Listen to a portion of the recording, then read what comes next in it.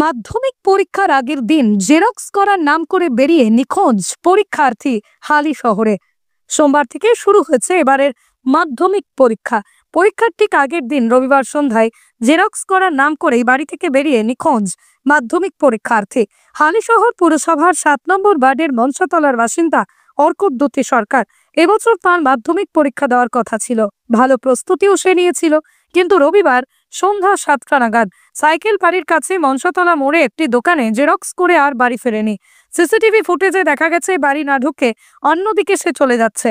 ওই দিন রাতেই পরিবারের পক্ষ থেকে হালিশহর থানায় মিসিং ডায়েরি করা হয়েছিল, যদিও এখনো খোঁজ নেই ওই মেধাবী পড়ুয়ার। দুশ্চিন্তায় তাঁর পরিবার।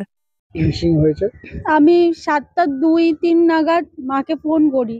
আমি জানতাম না যে জেরক্স করতে হয়। মাকে বললাম যে মা, ভাই কোথায় গো, আমার ওকে একটা জিনিস দেওয়ার ছিল, তাই আজ আমার বাড়িতে যেতে বলতাম বা ও আমার বরকে পাঠাতাম, তার জন্যই ফোন করি।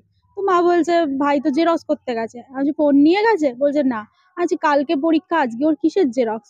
মা বললো যে ওর তো বাংলা বললো যে পুরো প্রিপারেশন রয়েছে, হয়তো অন্য কোনো সাবজেক্টের জেরক্স করতে গেছে, এই বলেছে। তারপরে যখন আমার বর আসে, বাবার সাথে কথা টথা বলে, মানে ওই একটা খাবার দেওয়ার জন্য ওকে আর কি ফোন করতে যাচ্ছিলাম, তারপর ও আমার বর আসছে, আমার বাবার সাথে কথা টথা বলে। তো তখন ও 7:30 পৌনে 8টা নাগাদ, মানে 8টা নাগাদই আমার বর আমাকে ফোন করে বলছে আমি তোমাদের বাড়িতেই এখনো বসে আছি, কিন্তু জানো তো তোমার ভাই এখনো বাড়িতে আসেনি। এখনো বাড়িতে আসেনি জেরক্স করতে গিয়ে? তা আমি দেখো তো, যেই দোকানে জেরক্স করেছে সেখানে যাও।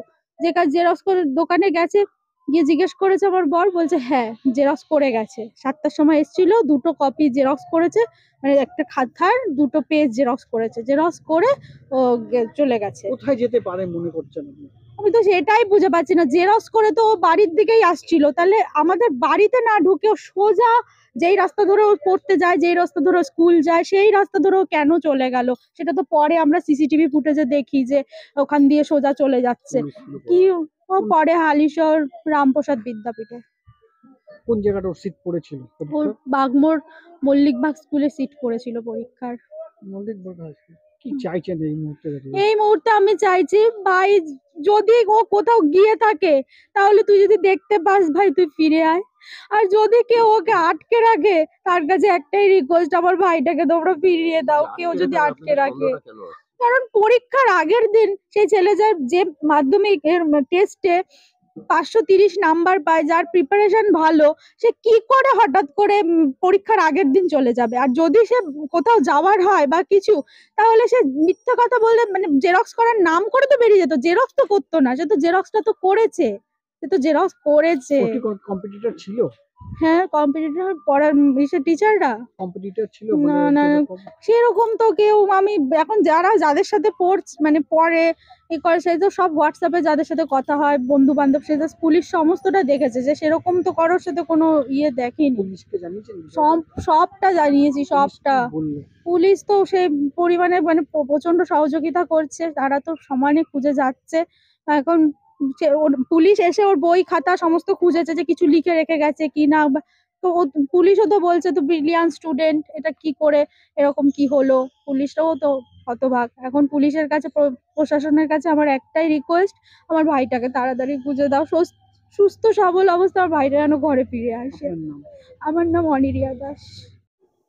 মাধ্যমিক পরীক্ষা সোমবারে, রবিবার দিন সন্ধ্যে 7টার সময় সে চলে যায় জেরক্স করতে। মায়ের থেকে টাকা নিয়ে 10 টাকা নিয়ে জেরক্স করতে যায়। কি জেরক্স করতে গেছিল? কোনো কপি জেরক্স করতে গেছিল। ওর মা জানে, আমি বাড়িতে ছিলাম না তখন। তা গেছে, আমি তারপরেই বাড়ি চলে এসেছি। বাড়ি চলে এসে দিয়েছি, ও কোথায় গেছে? জেরক্স করতে গেছে। তো জেরক্স করে যখন 7:30 বেজে যায়, 7টায় গেছে, 7:30 বেজে যায়, তখন মনের মধ্যে একটা হলো যে কি ব্যাপার, ও ঢুকছে না।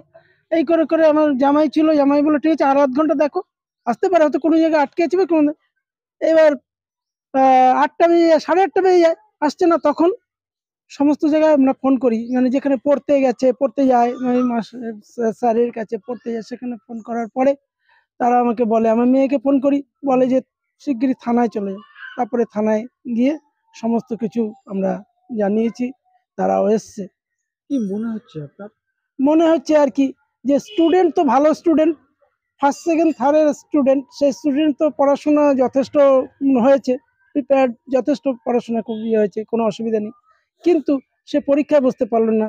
তার কারণ আমাদের একটাই মনে ধারণা হচ্ছে যে হয়তো ও ভালো পড়াশোনা করে এবং ভালো রেজাল্ট করবে, এই জন্য হয়তো কোনো কেউ তাকে হয়তো আটকে রেখেছে, পরীক্ষা দিতে দেবে না। এরকম কেন আটকে রাখার এই কথাটা আপনার মাথায় এলো কোথা থেকে? যে আটকে রাখতে পারে? ওই যখন সে জেরক্স করে আর বাড়ির দিকে ঢুকলো না, এই রাস্তা দিয়ে ওইদিকে চলে গেল, হয়তো কোন কেউ রাস্তা দিয়ে গেছে? এই এই এই আমাদের এই পাশের রাস্তা দিয়ে মনসা মন্দির থেকে জেরক্স করে এসে এই রাস্তা দিয়ে এইখানে ঢুকবে কোথায়, ও ওইদিকে বেরিয়ে গেল। নিশ্চয়ই কারো কোনো কথায় বা কেউ ওদিকে বেরিয়ে গেল, সেটা কে দেখেছে? কে দেখেছে? সেটা আপনি জানলেন? সিসিটিভি ফুটেজে। ওর সাথে কেউ ছিল না, ও একাই না, ছিল ওর তখন? সঙ্গে কেউ ছিল না, এটা ঠিক, কিন্তু ও একাই মানে আগে পরে বেরিয়ে যাচ্ছে। কিছুক্ষণ আগে পরে কেউ গেছে আগে কিনা পরে আমরা কেউ কি হয়তো করে কোনো জানবো? আগে খুব ভালো গেছে, ছেলে, খুব ভালো ফোন ছেলে। করেছে কিনা। তারপরে হয়তো ওই যে জেরক্সটা করলো, ওই জেরক্সটা কি তাকে দিতে গেল, সে হয়তো বলতে পারে যে আমাকে জেরক্সটা দিয়ে নিয়ে তুই আয় জেরক্সটা, এরকম তো হতে পারে। এইটাই ধারণা, অনেক কিছু মনে ধারণা আসছে। কি চাইছেন আপনারা? এখন চাইছি ছেলেটা যাতে সুস্থ অবস্থায় যেন হাতে আসুক, বাড়িতে ফিরে আসুক, এইটাই তো, তাছাড়া আর কি চাওয়া যায়। আপনার নাম? আমার নাম অমল সরকার, আপনি কে হন? আমি ওর বাবা।